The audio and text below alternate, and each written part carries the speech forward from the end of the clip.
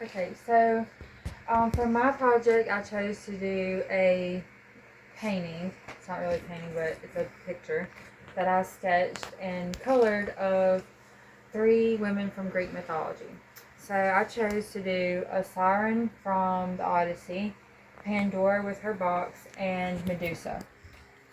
So I chose these women because often they're seen as villains in stories, but I think that they are misunderstood, and I wanted to reveal, um, a little deeper into their lives about what made them be that way, and to show that they had beauty and power to them.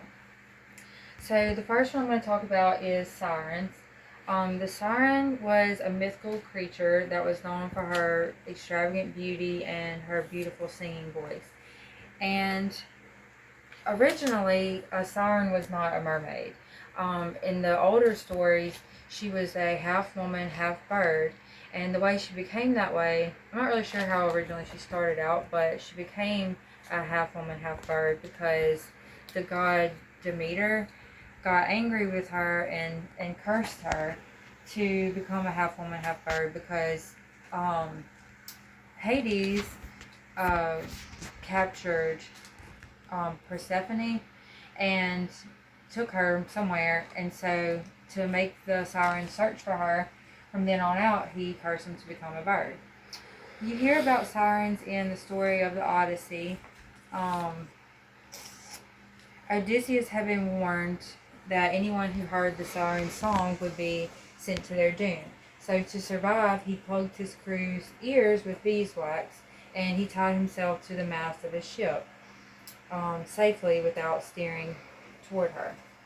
So the siren symbol is about fatal attraction and human weakness, especially in men.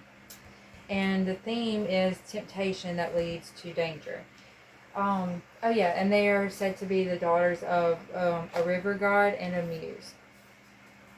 So the second, I'm not really sure why they became mermaids somehow. I think it was because in all the stories that I could find about sirens, it was talking about, either sailors or a coastline or an island. So I think that that's how they became mermaids, was somehow orally it just got passed down that they were mermaids. I don't know. Alright, the second thing I'm going to talk about is Medusa. So, Medusa was one of three Gorgon sisters, and she was said to be the only one that was mortal. Her other two sisters were immortal. She, the original story is that she was born that way. She was born evil and a monster.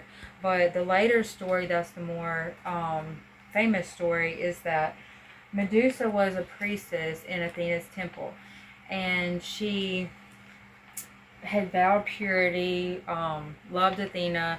Well, one day, Poseidon came into the temple and assaulted her. Well, Athena found out about it, and instead of being angry with Poseidon, she chose to punish Medusa, and she gave her hair that was snakes and also cursed her with a deathly stare, and anyone that she looked at would turn to stone. So, after that, there was a story about, I think, Perseus. He killed her by using a reflective shield so that he didn't look directly at her. He killed her while she slept, and her blood became two beings, and one of them was Pegasus, the flying horse. Her image was used for protection, not fear. She became like a guardian symbol, and she often shows how women's pain was turned into a story about danger instead of understanding. And the last thing that I chose to do was Pandora. Pandora is interesting to me because her story is very similar to the story in the Bible about Adam and Eve. So Pandora was created by the god Zeus, and her name actually means all gifted. She was given a gift by each one of the Olympian gods. Like, one of them gave her curiosity, beauty came from another, cleverness from Athena, a seductive voice from Hermes, and so on. But she was also created with flaws intentionally. The story comes from an old poem back in 700 BCE called Works and Days. And her story explains why there is suffering in the world.